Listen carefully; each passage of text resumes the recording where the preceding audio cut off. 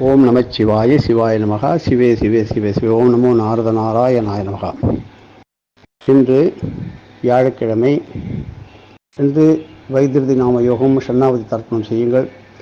இன்று சூரிய உதயம் முதல் மதியம் 12:54 வரை கேட்டை நட்சத்திரம் சேர்ந்த வியாழக்கிழமை வருவதனால் இதை பிரபலாரிஷ்ட யோகம் கூடாத நாள் என்று சித்தர்கள் மகான்கள் எடுத்து உரைக்கின்றார்கள்.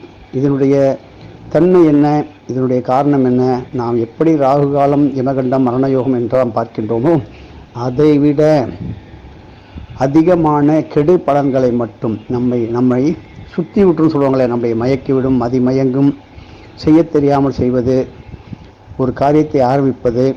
இன்று வியாழக்கிழமை குருவாரம் பொதுவாக எல்லாரும் சொல்லிவிடுவார்கள். ஆனால் இன்று கேட்ட நட்சத்திரம் சேர்வதனால் இது 12:54 மதியம் வரை எந்த விதமான புதுவிதமான காரியங்கள், பயணங்கள், கொடுக்கல் வாங்கல், தஸ்தாவேஜுகள், கையெழுத்து போடுவது மற்றும் வெளியூர் பிரயாணங்களில் செல்வதை தவிர்த்து பிறகு செல்வதும், அப்படியே சென்றே கொண்டிருக்கும்போது 12 விதமான இறை நாமங்களை, துவாதச நாமாவளிகளை ஓதுவதும், மிருத்யுஞ்சய காயத்ரி சொல்வதும் ஓரளவுக்கு தற்காப்பு செய்து கொள்ள முடியும்.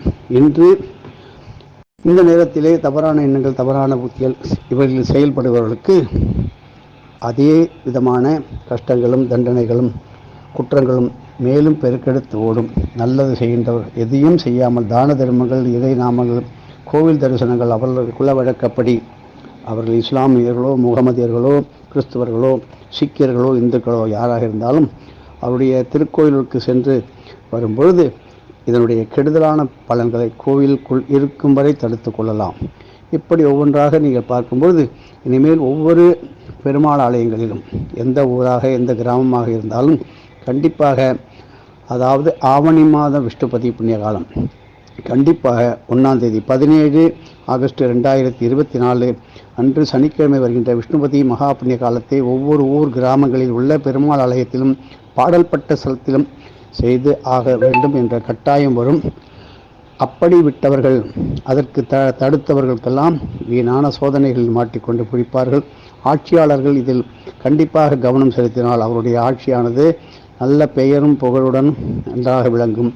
பெரிய பெரிய பதவிகளிலே, உயர் பதவியிலே, உயர் பொறுப்புகளில் உள்ள அதிகாரிகள், இராணுவ வீரர்கள், காவல்துறையினர் மற்றும் மிகுந்த வருவாய்த்துறையில் மிக எச்சரிக்கை தேவைப்படும் நேரம் இது. காலை மதியம் 12:54 வரை எந்த விதமான முடிவையும் எடுக்கக்கூடாது. குருவாரம் என்றால் ஜீவாலயம், ஜீவசமாதி, திருவிருசல், பிருந்தாவனம் இப்படி சென்று வணங்குகள், உங்களுடைய குருவை வணங்குகள்.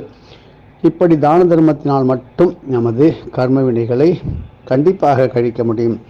இன்று மதியத்துக்கு மேலே மூல நட்சத்திரம் வருவதனால் பசுக்களுக்கு கோதுமை தவிடு வைத்து தண்ணீரை வைத்து வயிறார காட்டினால் கிடைக்காத செல்வங்கள், வராத செல்வங்கள், தரித்திரங்கள் நீங்கி அளவற்ற செல்வங்கள் சேர்கின்ற அற்புதமான நல்ல நாள். நாளைக்கு வரலட்சுமி விரதம், வரலட்சுமி நோன்பு எல்லோரும் கொண்டாடி மகிழ்ந்து காலை 6 மணி முதல் மதியம் 12 மணிக்குள் வரலட்சுமி நோன்பு விரதம், சரடு, மாங்கல்யம் மாற்றிக்கொள்வது மிகுந்த நல் பலன்களை மட்டும் தரும். எதுவும் என்னுடையதல்ல, அனைத்துடைய அருளால் அருணாச்சலா.